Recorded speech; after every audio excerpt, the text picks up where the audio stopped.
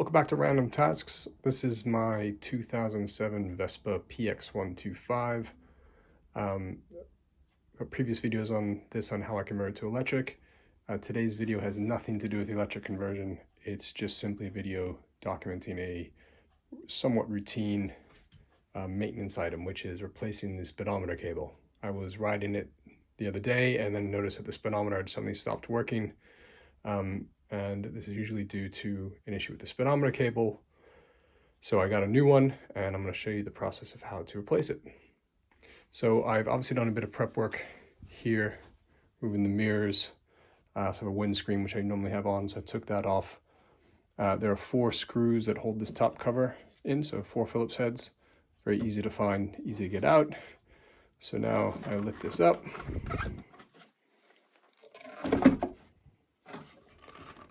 You can see underneath. Now there's a connector here that needs to be removed, that plug. You can see the old speedometer cable down there, and yeah, it's come on disconnected, but this probably best to replace the entire cable itself.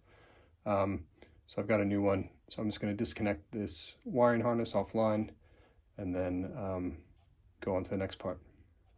So for those of you who don't know how the speedometer cable works, it is literally a cable that spins as the wheel spins. So there's another connection down at the front wheel, and there's a cable inside housing that spins. So after, over time, this can eventually just break, which is what has happened in this case. So it's not that difficult to get the part. Most Vespa dealers will have them in stock, and of course there's many online options. So that's now disconnected. What I'm going to do at the other end, down by the wheel, is unbolt this 8mm bolt here that basically holds in. You can see the state of this housing. It's really in pretty rough shape. So unbolt that. It's a bit of a pain in the neck to get to. You can, if you need to, lever this back with a large screwdriver, but I found I can get to it, just get to it without having to do that. So I'll get my 8mm socket and undo that, and then be right back with you. Okay, so I've unbolted that. I've pulled out the old cable housing, and what this unbolts is this strange looking thing. Now you can see part of the problem is that the part of the old housing is actually broken off in there. So I'll pull that out. That should not be there. There are a few, and by the way, I highly recommend you have an articulated joint here for your socket wrench, because it's just quite tight in there. So there's this rubber bushing, and then inside the hole as well is this bit here. Now the cable housing basically terminates, you push it down until it goes into there firmly. The rubber bushing goes on beforehand, and then this basically clamps it all into place. So you have to use some pliers to pull the metal bit out. And so now I've got this out. There's an extra little protective cover that someone put on there. That's not, it doesn't come with the replacement one. But now I need to basically remove this cable in the housing, and so I can feed in the new one.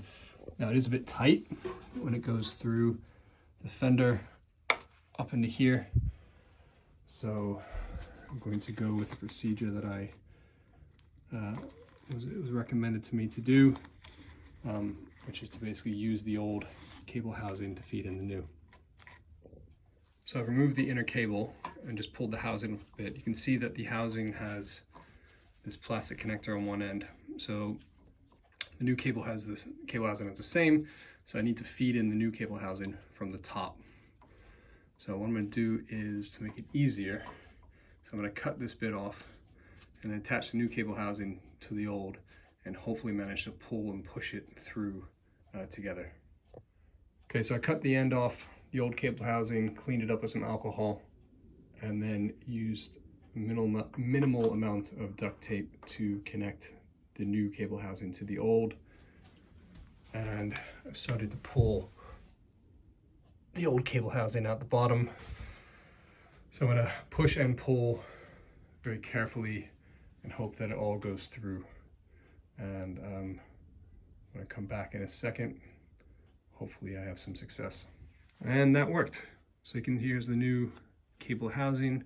It's already got some grease in there. And here's my duct tape job to get together.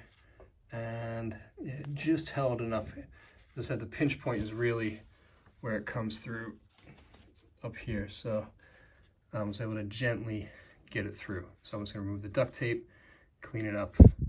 I'll probably just reuse this just because I have it. Then I'll feed in the new inner cable and then bolt it back up down here. Okay, something that's interesting, as I was getting ready to put the cable back in, noticed that the actual speedometer gear was sticking out of it, and inside it was part of the broken off cable that was in there before. So that explains why I had the failure. So good, glad I found that. So I'm going to put this back in. This basically goes on top. Do it reverse like that, and then everything, the cable housing goes in there and everything wedges in. So if you see up here, this basically slots in inside here, right? And if I turn this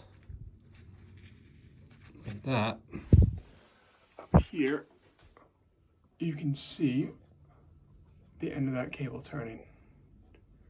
So once I got everything bolted up down here, I'm just going to double check by spinning the wheel, and if the cable at the other end turns, then it's successfully mated. Okay, I have the cable bolted back in down here. It is not easy. There's just really not a lot of space to maneuver. So you might get as frustrated as I did. But anyway, that's done. I've tested it. I've spun the wheel and verified that the cable inside is turning. So I'm confident I have a good connection down there. So now I'm going to put this back together and it should be okay. Now normally when I try to put this back in, because it is a bit of a tight fit, I will remove the headlight and just to get a little bit more room, and then put the headlight back in. So the headlight's held in by a screw here, here, and then a 7mm, for some reason, 7mm adjuster bolt down here that adjusts the angle of your headlight. So I'll remove the headlamp and then put it all back together. So everything's back together again. I tested it before I put the mirrors and windshield on, and happily the speedometer works again. So a bit of a pain in the neck to do, mainly just because of the very little space you have down here to work. But overall, not too difficult, and you can do it with fairly basic tools, and the parts aren't that expensive either. So hope this was useful, and hope you enjoyed the video. Please like and subscribe, and see you next time.